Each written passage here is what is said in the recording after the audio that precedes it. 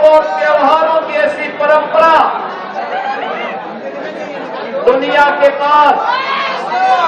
किसी भी अन्य देश में,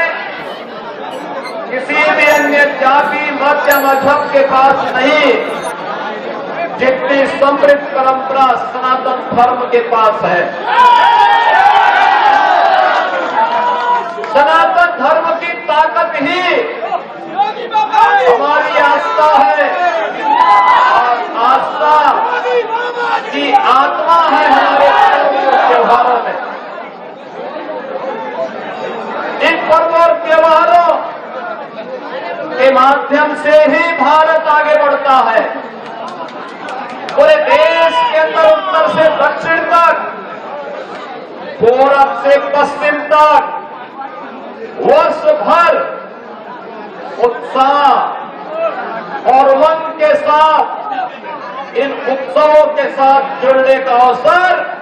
भारतवासियों को प्राप्त होता है। इसीलिए तो भारत की पौराणिक गाथा इस बात को कहती है कि दुर्लभम भारते जन्म मानुषम तत्र दुर्लभम, यानी भारत में जन्म लेना दुर्लभ है और उसमें भी मनुष्य के रूप में जन्म लेना, और मनुष्य के रूप में भी सनातन धर्मावलंबी बनकर के जन्म लेना और भी दुर्लभ है। और ये आपने देखा होगा, जो लोग सनातन धर्म को कोसते थे,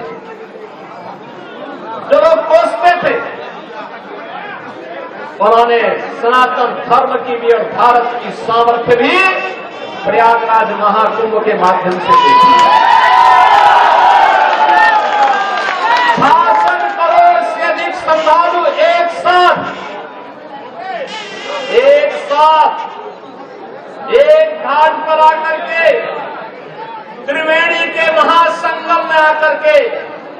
महास्नान का पुण्य का भागीदार बना है।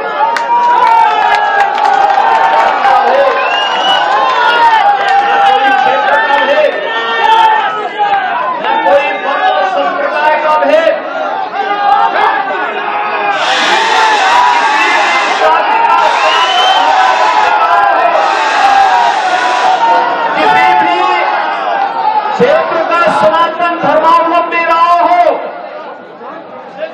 किसी भी भाषा का सनातन धर्मावलंबी रहा हो, भारत में रह रहा है तो, भारत के बाहर है तो आकर के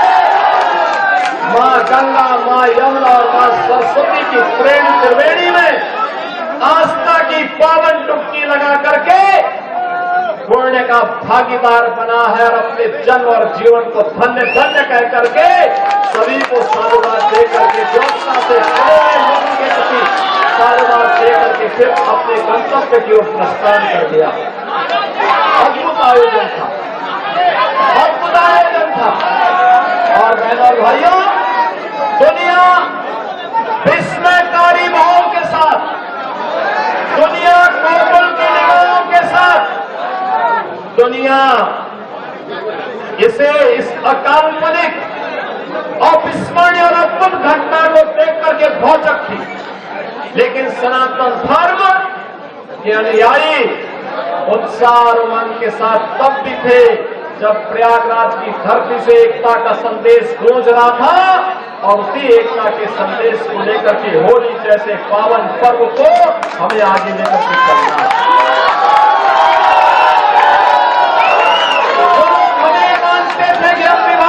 जाति के नाम पर,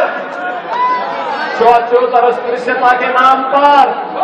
हम लोगों से पूछना चाहिए कि भगवान ने तुम्हें दृष्टि दी है, जाओ, तुम हमें बदनाम करते थे, हमारे सनातन धर्म को बदनाम करते थे, तुम्हें देखना है तो प्रयागराज के संगम में आकर के देखो कौन जातिवाद थी, कौन वहां तो राष्ट्राध्यक्ष हो या एक सामान्य गांव का निवासी, वहां पर कोई बड़ा सा बड़ा धर्माचार्य रहा हो या गांव में निवास करने वाला एक सामान्य योगी सन्यासी, इन सब ने एक ही संगम में जाकर के मां गंगा के प्रति कृतज्ञता ज्ञापित करते हुए आस्था की पावन डुबकी लगाई है। कौन लोग हैं वे बांटने का काम कर रहे हैं? ये वही लोग हैं जिन्होंने अयोध्या में राम मंदिर का विरोध किया। ये वही लोग हैं